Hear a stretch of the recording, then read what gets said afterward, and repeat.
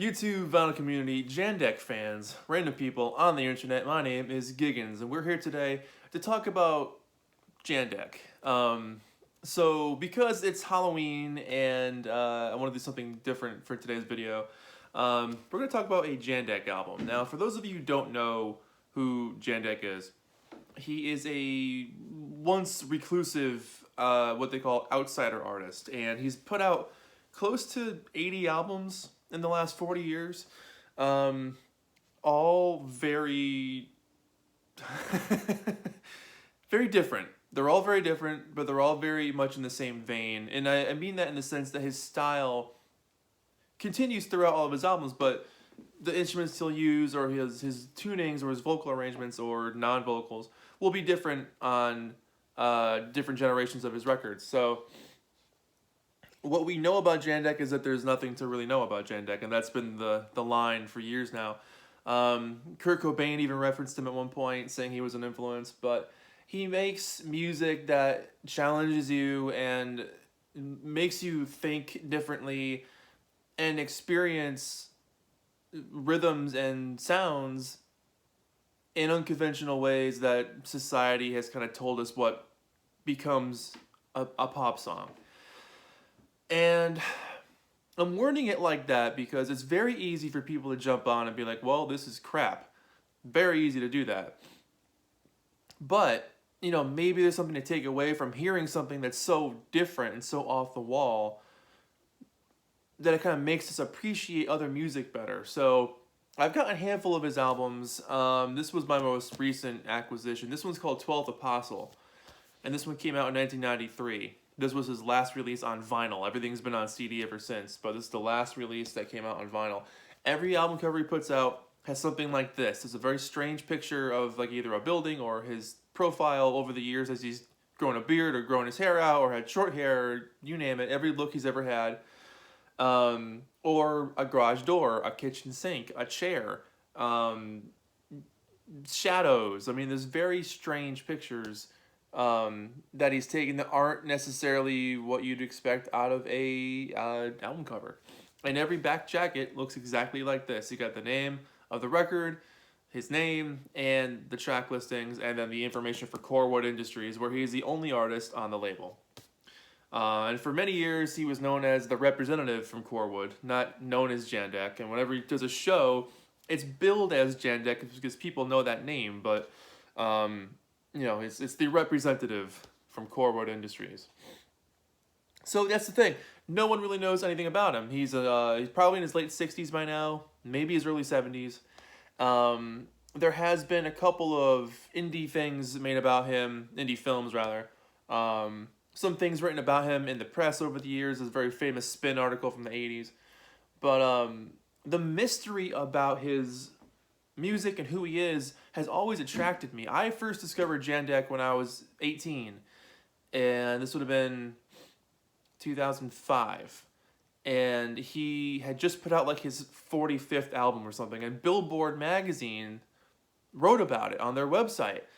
And I remember being like, one, who the hell's Jandek? And two, 45th album. Like, who is this guy? So I read about him, and then I went online, and at the time, which I still think is the case, there's only one website by Seth Tishy, was the guy who runs the website. I think it's called A Guide to Jandek. And I just kind of fell in love with this mystery about this guy. And I discovered a book by Erwin Chuzid, I think is how you pronounce his last name, called Songs of the Key of Z. And there was a CD that accompanied it. It was all about outsider music. So I learned about the Shags. I learned about, everybody's escaping my brain right now. All these outsider musicians. And I became enamored with this subculture of music that existed that wasn't fit for mainstream, and just devoured it.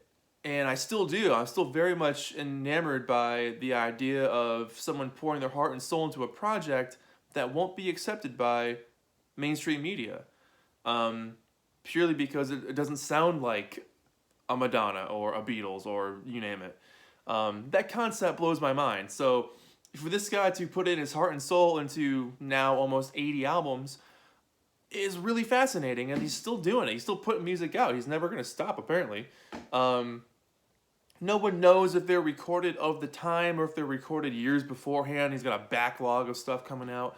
But anyways, I tried reviewing this one, and I got about 5 songs in before I was like, there's not much I can write about here.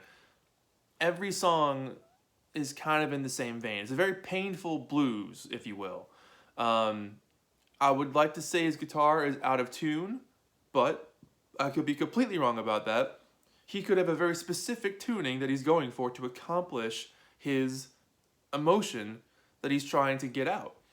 And his vocals are very strained, in the sense that there's a lot of pain behind what he's singing about.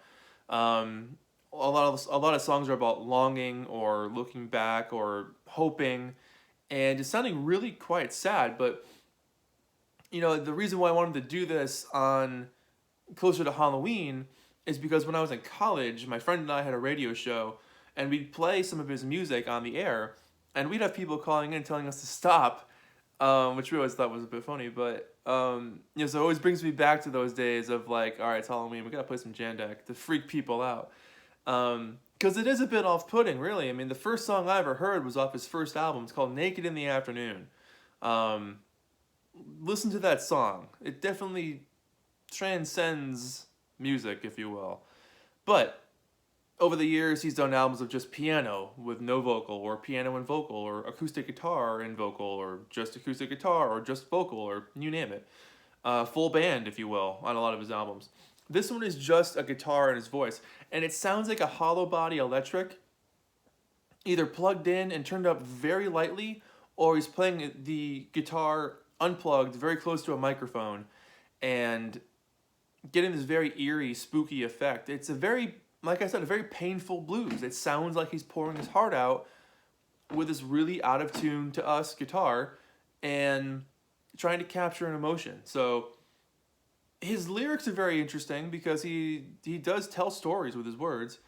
And then sometimes I feel like he might just be playing a rhythm underneath it to accompany that, just to give a feeling, not necessarily benefit. Well, benefit's not the right word.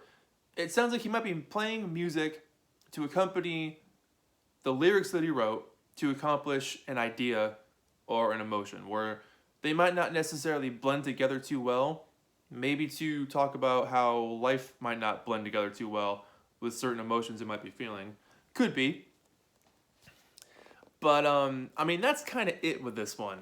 This is more of a talking piece. It's kind of a review, kind of not a review, because I really tried. I got about 5 songs in where I was, like, looking for minute details, and I got to the point where I was like, I'm writing the same thing for every song.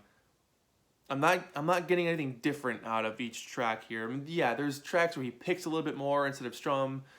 There's tracks where he's a little bit louder vocally. Tracks where he's a bit softer. Yes, that is on here. But there's only so many times you can say that, song after song after song, and there's like 15 on here. So I didn't feel it was necessary to cover 15 individual tracks to tell you the exact same thing. This album has a lot of heartbreak on it. Some of his other albums have even more heartbreak on them, but this one's got some of it for sure. Let me show you what the label looks like. Fun fact, this is just a sticker. This is not how the album looks. This came from a radio station. There's stickers that have been taken off all over the place. I can kind of faintly make out, someone had a piece of paper on top of this at one point and started writing on it. But I can see the word Jandek written there. Looks like it says Glam Racket. Glam Rucket? Not sure what that is. The word fail was scratched in there. Jandek again, LP, 5-1. So yeah, this was from a college radio station, I'm sure, because he used to send his stuff to college radio stations pretty often back in the day. So it was probably getting marked for airplay. But here's what the label looks like. Simple blue label, which never changed. As far as I know, it never changed. It may have been different for like his first one, but for the most part, it's the same thing. He does have his own website now. Core Word Industries has their own website, which is mind-blowing. And you can order CDs and box sets on his website No vinyl anymore, just CDs. So that's kind of it. Jandek, 12th Apostle. I was gonna grab my other records, buy them out, but I was like, nah, let me just show this one because it's cool because it's the last one he ever put out on vinyl. So I thought that would be kind of cool to hold on to. But do I play his music often? No. Is it a curiosity? Oh yeah, big time. The mystery about this guy is what drives my radar to being like, what is going on inside this record? What's going on in these grooves? So do yourself a favor.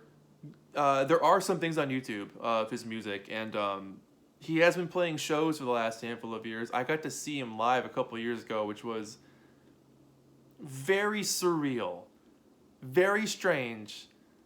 It was this dimly lit sort of dinner lounge place, and he has local musicians in every town he goes to where he'll like pick musicians and they'll just play sort of avant-garde freeform with him, and he just kind of jams along with these people he's never met before, which I think is fantastic. But these musicians came out and they started playing just kind of randomly, and then he walked out. The representative from Chord walked out all dressed in black with the big black hat, just like you've seen him in the last handful of years. And he looked really good. He looked healthy. I mean, he was doing his thing. But and then he started playing, and it was very strange to be in a room with other people who knew who this guy was and experiencing what he wanted to emote that night.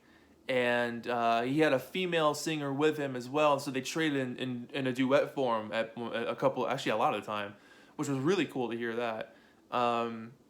It was just a fascinating experience. That's kind of what I took away from it. It was a fascinating experience from a musician who does his own thing, isn't following the rules, which is very rock and roll when you think about it. That's the most rock and roll thing you could do, is make up your own rules. He was doing his own thing. It looked like he was having a good time. And, before we knew it, he left the stage and he just disappeared in a puff of smoke, and then that was it. That was Jandek. So jump on YouTube, play a couple of his songs. Let me know what you think in the comments below. Very curious to hear your thoughts. And have you heard of this guy? Do you enjoy the mystery? Do you enjoy the story about, just this figure that we barely know who's put out so much music over the years that mainstream media will never understand, but he's left a body of work that will leave people talking forever, which kind of has a bigger impact, I would say. So that's it. My name is Giggens. This has kind of been 12th Apostle by Jandek. More so just Halloween story time. So, and I'm not making a video to rip on the guy. I really want to put that out there. I'm not making a video to rip on the guy. Who are we to rip on someone making their own art? That doesn't make any sense. If they're doing their own thing and they're enjoying it, cheer them on, man. That's all that matters. If we don't get it, we don't get it. If he's having a good time, he's having a good time. That's all that matters. Jandek, 12th Apostle. My name is Giggens. This has been Jandek, and I'll see you guys in the next video. Thank you so much for watching. Bye-bye.